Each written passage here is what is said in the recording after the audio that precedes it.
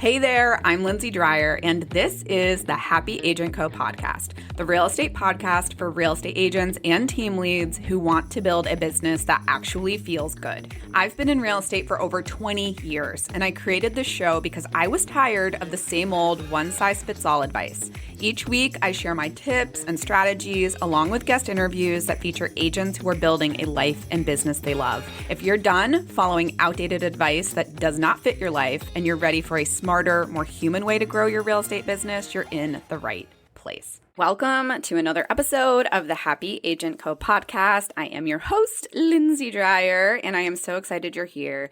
Today, I am going to dive into a topic that I really love talking about, and that is how nice girl energy is quietly sabotaging your growth and how you can reclaim your power and build a business that you love because you are not a doormat, you are not a fairy godmother, and you are definitely not running a nonprofit. So I love this topic because I know a lot of women struggle with this. So let's dive in. I want you to be honest with yourself. How many times have you said yes to something you absolutely did not want to do because you didn't want to be quote unquote difficult? Again, how many times have you bent over backwards for a client only for them to either ghost you, ask for commission credit, or just straight up disrespect you? It has happened to all of us. You are not alone. And no, it is not just a you problem. It is a we were taught to be likable problem. And this is something that so many women struggle with, is that we don't want to rock the boat. We don't want to seem difficult. And we want to just collaborate and compromise and make everybody happy. But this is sabotaging your business. And you don't have to be mean, but nice girl energy can hold you back from building a business that isn't just profitable, but also pays you what you're worth. Let's talk about a real life example. So I know that when I was peak real estating, I would step out of a dinner with my husband. So we would be on date night and I would be like, sorry, I have to take this call. Or I was putting my daughter down for a nap and I am like paying attention to my phone because I'm in like active negotiations, and like there goes her nap time because I'm stuck on the phone with a listing agent for like 30 minutes. Or you're rescheduling your life for a buyer who isn't even pre-approved. So these are all real scenarios because we want to service our clients well. We want to get that commission. We want to make that deal happen. But it is exhausting putting yourself out there and being nice all the time, especially if you aren't doing it out of alignment or out of authenticity. When you do that out of alignment or out of authenticity, you get what I like to call an emotional hangover or an energy hangover because you are just overextending yourself and you are doing things that you don't want to do. And we have this false belief in real estate that if I'm just nice enough, they'll pick me. Or if I'm just nice enough, they'll respect me. Or if I'm just nice enough, they'll refer me. But really what it comes down to is that being nice actually isn't the problem. The problem is that you are being nice at the expense of your boundaries, at the expense of your paycheck, and at the expense of your schedule. And that isn't generosity. That is not kindness. That's honestly self-abandonment. That's abandoning yourself. That's abandoning your integrity. And it's costing you money, guarantee it. It's costing you clients because you're stretching yourself too thin, and it is costing your credibility. So I want to reframe this because I think that there is a difference between kindness and niceness. I think that kindness is aligned. Like you can just be a kind person, but niceness tends to be performative. So I want you to think about being kind in your business, and that includes being kind to yourself. So stop over efforting because that definitely is going to backfire on you. And it also makes your client question your authority instead of respect it. I have a really funny story where my massage therapist decided to list with someone else because she didn't know me in the context of being a real estate agent. She saw me as being nice. She didn't see me as being a good negotiator, which for those of you who know me, like I am a bulldog. Like going to the car dealership and negotiating deals is basically my form of a hobby. I love negotiating. So I was laughing because that was an instance where someone saw my niceness as a downfall in hiring me as their real estate agent. It made them question, did I have the authority to get this deal done or represent them in an aggressive way? And so I will say that like sometimes it costs you deals. So clarity and confidence and being able to communicate that is what builds that trust. It's what builds that authority. And people pleasing, honestly, it does not build confidence. It does not build trust. It does not build authority. When clients can walk all over you or get whatever they want, those clients aren't necessarily getting the best experience from you. So it is important to know that over niceness is sabotaging you. It is self-sabotage. I think it's important for us to dive into a little bit of where does this nice girl energy come from? And I mean, honestly, a lot of it comes from our trauma or our upbringing or the culture we were raised in, but it ultimately is rooted in fear. And it's that fear of rejection, of people not liking us, of people not loving us. Like we want people to accept us. It also can come in the fear of just being too much. Like maybe people told you you're too loud or too fat or too whatever. And there's also that fear of being judged. So maybe you were ridiculed or bullied as a kid or as an adult, and you're just scared of being judged. I know for me, it comes down to being seen and being loved and accepted. And that is where my nice girl energy came from. And it was really, really hard for me to reprogram my brain and realize that when I set a boundary or if I say no, it doesn't mean that they hate me. It means that I am protecting myself. It's that I am doing what's in an alignment with.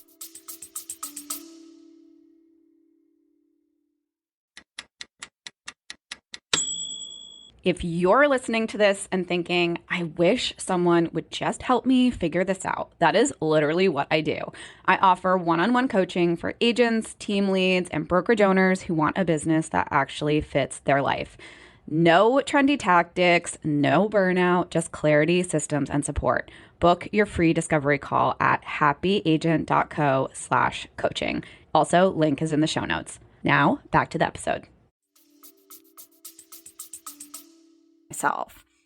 So playing small and that nice girl energy, it is a survival strategy. I really don't think we're doing it consciously, but it is not a business strategy. And so when you get intentional about your kindness, I think that that is a really great way to move forward in your business. So now that we've talked about where it comes from, what the problem with nice girl energy is, let's talk about what do you do instead. I think the first thing is that you need to stop over accommodating people. And it comes down to saying what you mean without apologizing and being clear in your communications. And it also comes down to having a clear process that you follow and clear boundaries that you follow. My favorite saying, Larry Kendall, Ninja Selling, you control the process, your client controls the decisions. And you are the expert. You are the one that they're leaning on to carry them, shepherd them through this process. I really, truly believe now, I didn't always believe, or I really wasn't always good at it, which is boundaries and setting boundaries. That is professional. That is not rude. And I really respect people who are able to set boundaries in their business.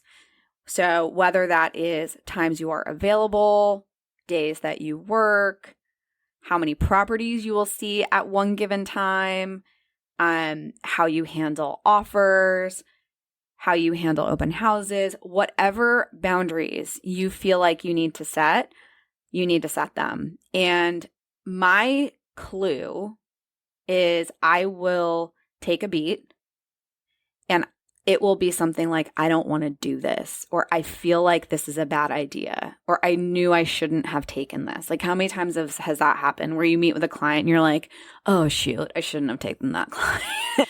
So it's like, listen to that intuition, listen to that little voice, because it is trying to save you from nice girl energy. It is telling you when something is out of alignment, when a client is out of alignment, when a situation is out of alignment. And it is okay to say no. It is okay to say, I can't do that right now, or I can find another solution or someone else to do this for you. So you need to listen to that little voice inside of you because it's really important. I know that if I got a call, let's say it's during my son's birthday party, that little voice inside of me is like, you should not take that call. Do not take that call. This is your son's birthday party. Do not take it. There was a point in time where I would have taken that call because I wanted to be ultra available, hyper responsive to my clients. And yes, I do feel like responsiveness is important, but there's a difference between responsiveness and hyper responsiveness. So, for example, set expectations. If you send me an email, it is a 24-hour response time maximum. If you send me a text, it is an hour maximum response time. If you call me, I'll know it's urgent and I'll get back to you as soon as possible. We need to start setting communication boundaries like that because that's what gives you a life. And ultimately, that's what gives your client a predictable, great experience. I don't think our clients are expecting us to be available 24/7. And if they do, they're not the right client for you. But they do want to expect when they'll hear back from you. So setting those boundaries, being clear about what the process is, being clear about your communication, what's going to happen when you are available, it is so crucial to stop over accommodating those clients. I also think directness is clarity, and clarity is trust. And ultimately, don't we want all of our clients to trust us? Because that's what's going to lead to a referral business down the road. And here's some phrases that you can use. That won't work for me, but here's what will work for me.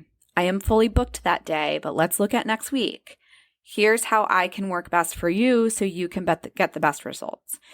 It's all about communicating your needs, which I know is really hard if you are in people-pleasing mode or you are used to just rolling over and making everybody happy.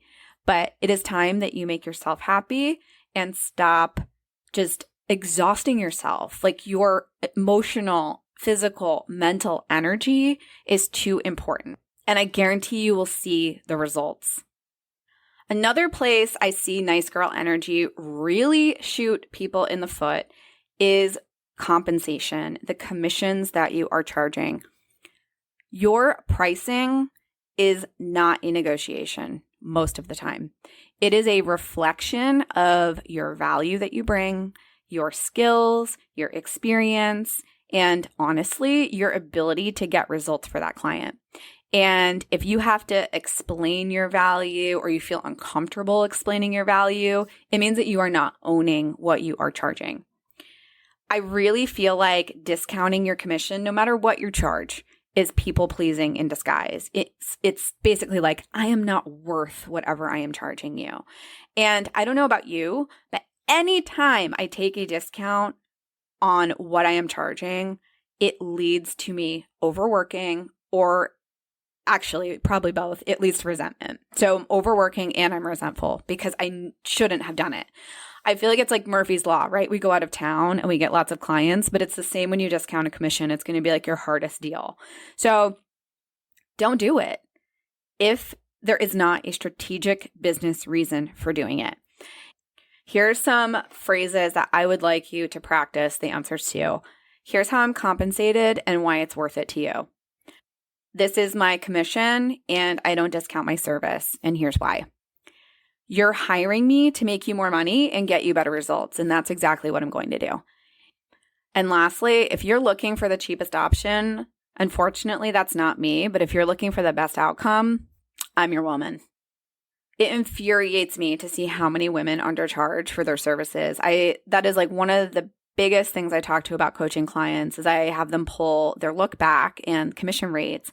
And almost all of them are like, I wish I charged more. And I think that that's just one of the things. It's like women just want to make people happy and we don't believe in what we bring to the table, but you should.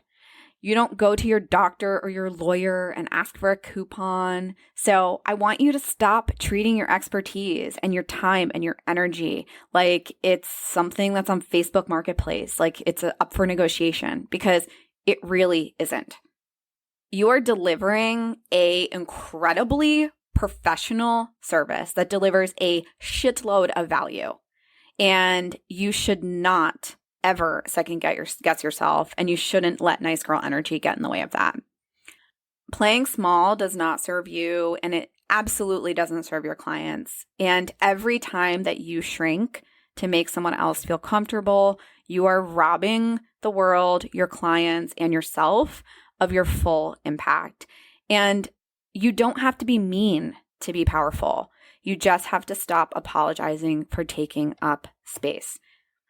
I really hope that you stop being a nice girl and you start being a kind girl who is standing in her full power. So cheers to the kind girls. If you have a fellow agent who you think is being a little too nice and letting people walk all over them like a doormat, please share this with them. And if you want to DM me your nice girl moment that you are done with, you can find me on Instagram, lindsay.dryer.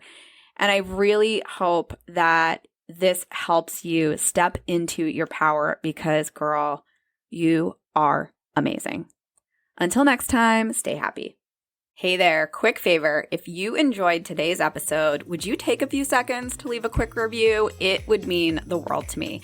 I also want to thank you for tuning into this episode of the Happy Agent Co podcast. I hope you feel inspired to keep building a life and business you love. Until next time, stay